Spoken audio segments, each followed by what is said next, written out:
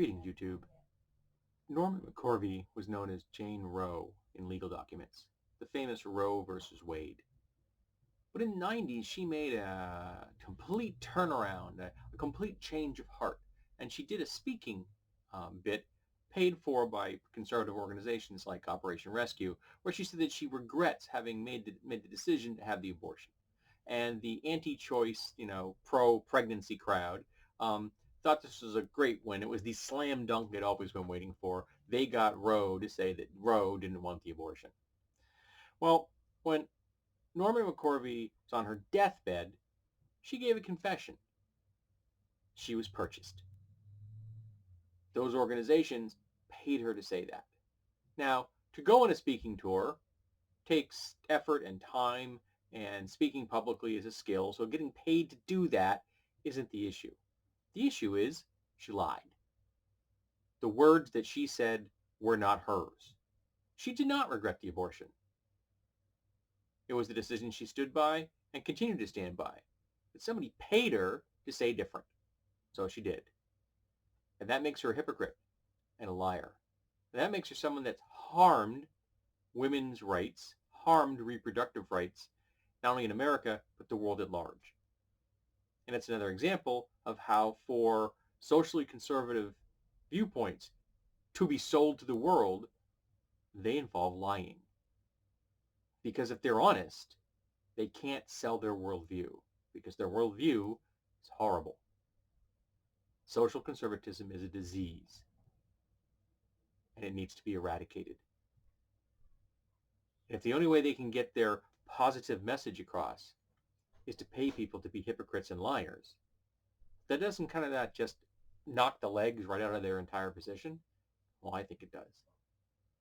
And of course, it gives me a really negative view of Norma McCorvey. I don't know why she did it. We never will. But she did. And it makes her a hypocrite. And it hurt women's rights. And we need to do everything we can to protect those. We need to protect bodily autonomy, agency that women should have. The only uterus you should be in charge of is the one you possess. Don't possess uterus, you don't get to be in charge of any uterus. It's that simple. I'm not quite sure why anyone that doesn't have a uterus is voting on why people who have a uterus should or shouldn't have use of it as they see fit. Now, when passed, we established 24 weeks is up to 24 weeks should be the period where a person can have an abortion without any consequences. You want an abortion up to 24 weeks? Boom, you go for it. And I still support that. And I think the date is actually probably a little later than that. Research has shown that when we start looking at true viability and things, 24 weeks may be a little early, but people like hard numbers. I understand that, so that's it. And if people who have abortions in the late term, the third trimester abortions that social conservatives are also very upset about, you have to understand that those are incredibly tiny. The numbers of those that happen every year are very small. They're incredibly hard to acquire, and you have to have 2 doctors sign off on them. And nobody gets them done because they want them. It's because the mother's life is at risk.